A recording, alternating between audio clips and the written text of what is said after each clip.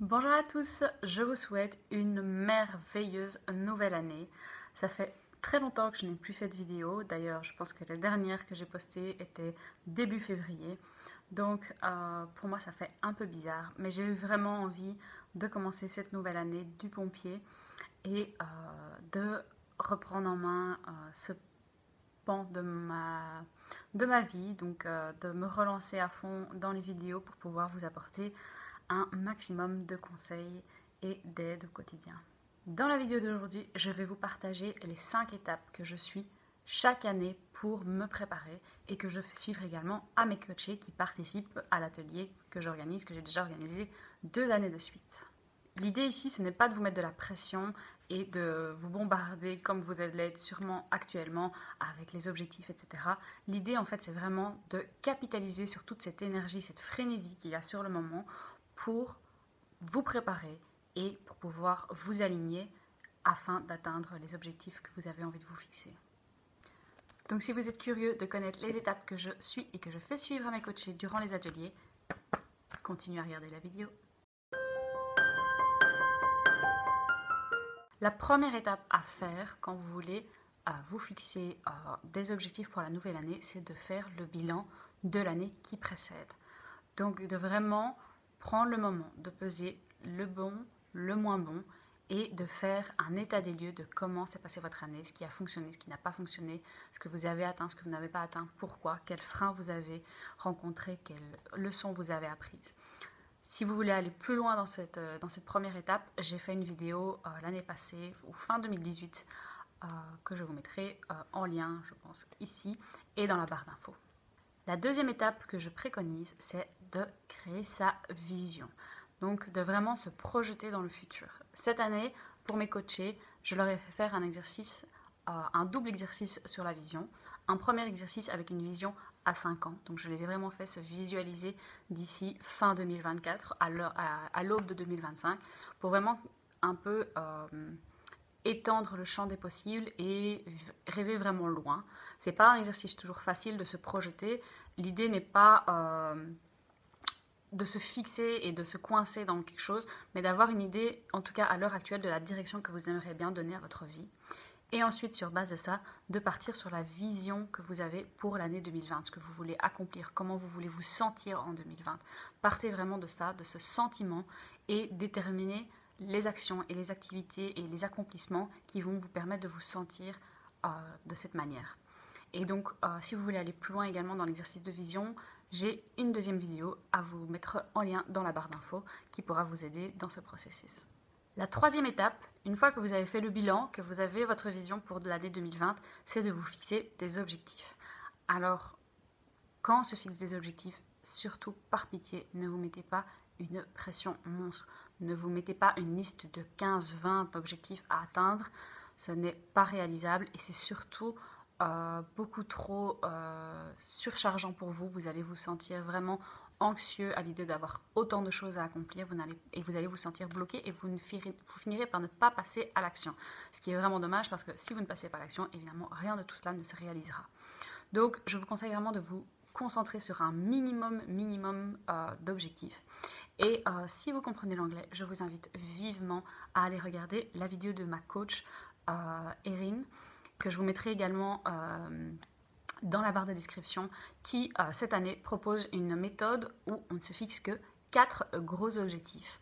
Et donc l'idée de son concept, c'est vraiment de choisir 4 zones de votre vie, 4 domaines de votre vie, où vous allez vous fixer 4 énormes gros objectifs, vraiment ce que vous voulez vraiment atteindre pour 2020. Et tous les autres objectifs que vous seriez normalement, habituellement fixés, viendront en tactique pour pouvoir accomplir ces grands objectifs. Donc je vous invite vraiment à aller voir cette vidéo si vous comprenez l'anglais. Si vous ne comprenez pas, n'hésitez pas à me le dire en commentaire et je serai ravie de vous expliquer un petit peu plus en détail son concept. Pour vous fixer des objectifs, j'ai également plusieurs vidéos sur comment créer un objectif SMART et comment est-ce que moi je fixe mes objectifs, comment je les fixais en tout cas. Ma méthode a un tout petit peu changé, mais la méthode que j'ai partagée il y a un an reste tout aussi valable. Donc je vous les mettrai également en barre de description. La quatrième grande étape à réaliser selon moi, c'est de créer un vision board ou un tableau de visualisation en français. Un vision board, c'est vraiment ce qui va concrétiser votre travail jusqu'ici, donc le bilan, la vision, les objectifs, en quelque chose de visuel que vous allez pouvoir garder sous les yeux constamment. Donc vraiment l'idée c'est de le faire et de le mettre quelque part où vous allez le voir. Et ça va vous aider en fait à garder votre cerveau attentif à vos objectifs. J'ai fait également plusieurs vidéos sur les vision boards. Donc en 2018, je vous ai créé énormément de ressources qui vont vous permettre de faire maintenant la préparation de 2020. Je vous laisserai tout ça en barre d'infos. Mais je vous invite vraiment à faire cet exercice. Premièrement, c'est un exercice créatif. C'est un exercice où on est vraiment dans le moment et où on est vraiment centré sur soi et ça fait vraiment du bien. Et ensuite, une fois que vous l'aurez réalisé, vous aurez ce résultat sous les yeux et ça travaillera finalement en fait sur votre inconscient, sur votre cerveau. Ça donnera vraiment l'information à votre cerveau que c'est ça que vous voulez, c'est ça que vous recherchez. Et du coup, votre cerveau, quand il sera confronté à toutes les informations que le monde lui donne, il saura identifier et capter les informations et utiles pour vous faire avancer dans cette direction. Et donc c'est vraiment ça la magie des vision boards, c'est de en quelque sorte programmer votre cerveau à être attentif aux éléments qui vont vous permettre d'avancer dans la direction de vos rêves. Et finalement, pour commencer 2020 du bon pied, pour vraiment être sûr de continuer et de ne pas lâcher, parce que faire tous ces exercices c'est très bien, mais si vous laissez après ça dans un placard ou dans un tiroir, ça n'aura aucun sens. Vraiment, pour pouvoir vous assurer que vous allez tenir sur le long terme, la dernière étape, mon dernier conseil, c'est de trouver un partenaire de soutien.